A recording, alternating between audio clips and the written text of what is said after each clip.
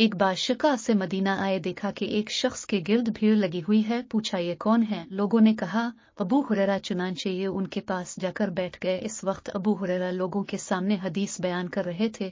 جب حدیث سنا چکے اور مجمع چھٹا تو انہوں نے ان سے کہا کہ رسول اللہ کی کوئی حدیث سنائی جس کو اپنے ان سے سنا ہو، سمجھا ہو، جانا ہو۔ ابو ہریرہ نے کہا ایسی ہی حدیث بیان کروں گا، یہ کہا اور چیخ مار کر بے ہوش ہو گئے۔ تھوڑی دیر کے بعد ہوش آیا تو کہا میں تم سے ایک ایسی حدیث بیان کروں گا جو اپنے اس گھر میں بیان فرمائی تھی، اور اس وقت میرے اور آپ کے سوا کوئی تیسرا شخص نہ تھا۔ اتنا کہہ کر پھر زور سے چیخ ماری اور پھر بے ہوش ہو گئے۔ افاقہ ہوا تو منہ پر ہاتھ پھیر کر کہا میں تم سے ایک ایسی حدیث بیان کروں گا جو حضرت نے اس گھر میں بیان فرمائی، اور وہاں میرے اور آپ کے سوا کوئی نہ تھا، یہ کہا اور چیخ مار کر غش کھا کر منہ کے بل گر پڑے۔ شقا سے نے تھام لیا اور دیر تک سنبھالے رہے۔ ہوش آیا تو کہا رسول اللہ نے فرمایا تھا کہ قیامت کے دن جب خدا بندوں کے فیصلہ کے لیے اترے گا تو سب سے پہلے 3 آدمی طلب کیے جائیں گے، عالم قرآن را خدا میں مقتول اور دولت مند۔ پھر اللہ تعالیٰ عالم سے پوچھے گا کیا میں نے تجھے قرآن کی تعلیم نہیں دی؟ وہ کہے گا ہاں خدایا۔ اللہ تعالیٰ فرمائے گا تم نے اس پر کیا عمل کیا؟ وہ کہے گا خدایا رات دن اسی کی